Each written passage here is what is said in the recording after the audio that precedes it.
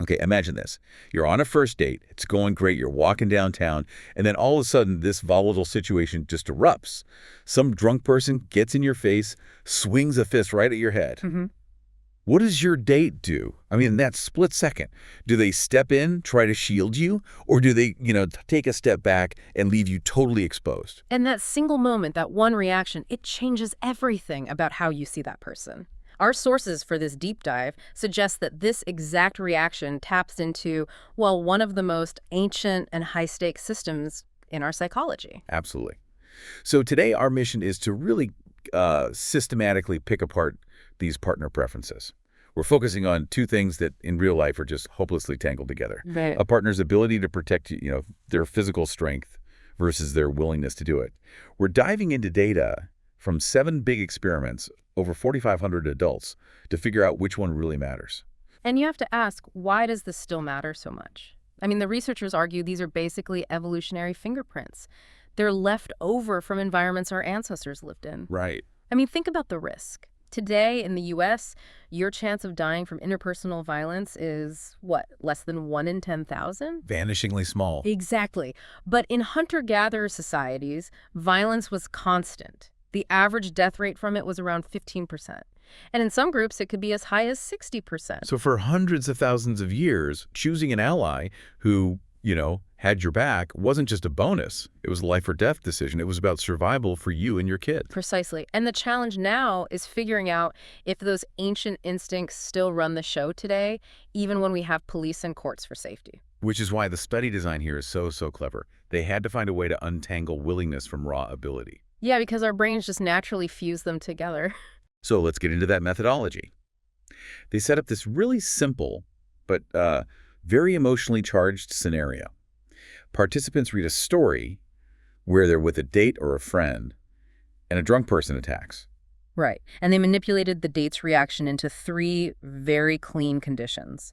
First, the date steps in and pushes the attacker away. That's the willing condition. Okay. Second, the date physically steps away, leaving the participant exposed. That's unwilling. And a third. The date just doesn't see the danger in time, so they do nothing. That's the control group, which gives us our baseline attractiveness rating. And on top of that, they also varied the date's physical strength, weaker, average, or stronger.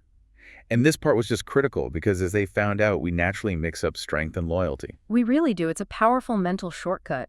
If someone's stronger, we just assume they're more willing to help, maybe because we think the cost to them is lower. And the study actually proved that assumption, right? It did. In the control conditions where the date didn't see anything and did nothing, people still use strength to guess at their willingness.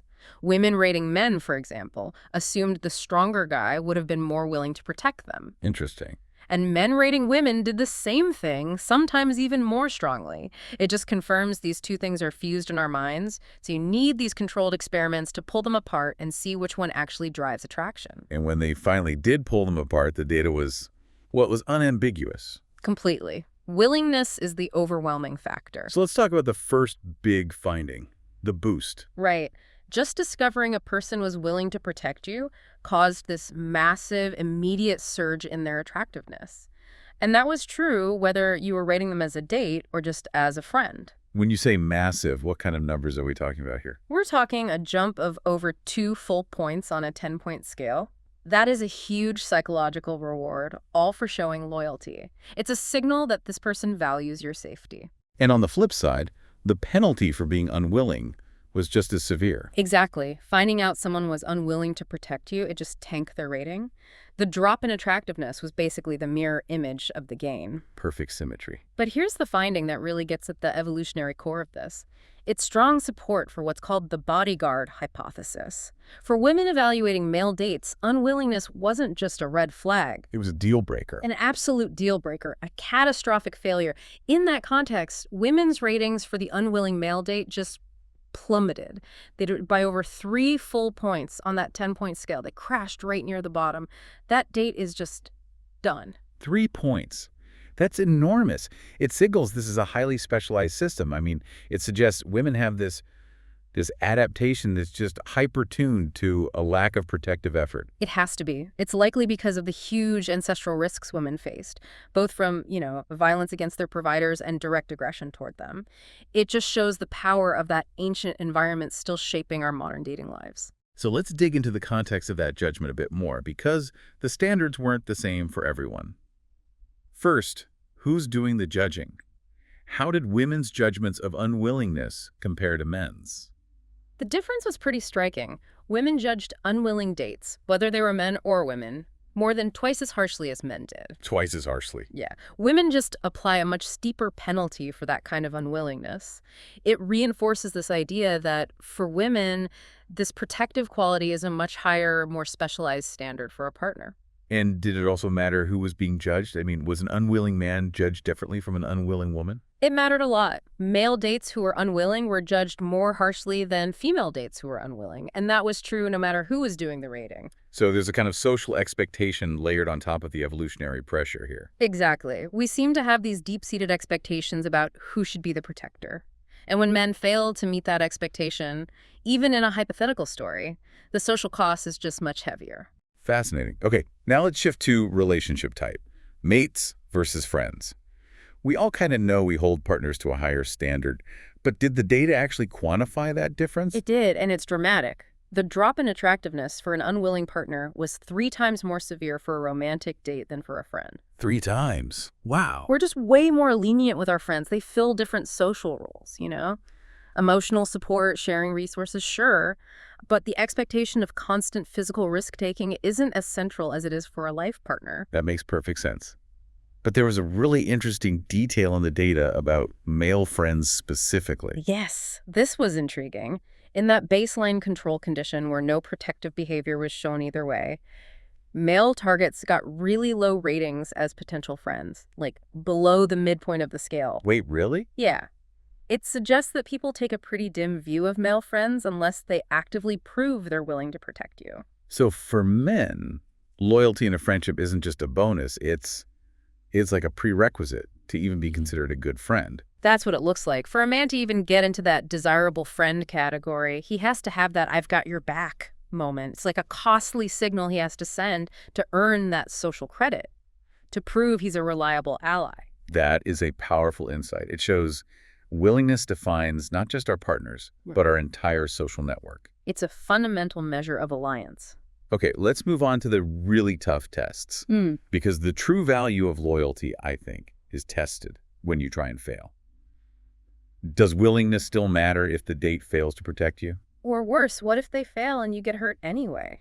That's what experiments 2A and 3 were designed to find out. They absolutely had to separate willingness from actual success. So what was the failure scenario? In this version, the date tries to step in, but they're immediately overpowered and get pushed to the ground. So they failed the physical test, but they showed the intent. And did their attractiveness drop? I mean, they lacked the ability, but showed the loyalty. Surprisingly, not really. A date who was willing to protect you, whether they succeeded or failed, was still seen as way more attractive than the baseline control date. So success didn't really matter that much. The difference between the successful protector and the failed but willing one wasn't a major factor. What mattered was the intent, the loyalty, not the outcome of that one fight. That kind of runs counter to what you'd think, right? If I'm in danger, I want the person who wins. You do, but it seems our minds put a huge premium on the intent to sacrifice. And evolutionarily, that makes sense for a long-term partner. I mean, ability can change, a strong partner can get sick or injured, but loyalty, once you see it, that's a stable, high-value trait. And then they ran the most difficult test of all, Experiment 3. The date tries, fails, gets pushed down, ADU, the participant get hit in the head, so the protector failed, and you paid the price. Even in that scenario, the worst case, the willing date, was still judged as significantly more attractive than the control date, where willingness was just an unknown. The willingness to risk injury seems to trump even the immediate failure of that attempt and the harm that comes to you. Which really brings us back to the role of strength, or I guess the weak role of strength. Women did show a slight preference for stronger men at the start. But why, if ability didn't really matter in these failure scenarios? Right. This is the final piece of the puzzle. To figure this out, they had to run what's called a mediation analysis. It's basically a way to figure out the why.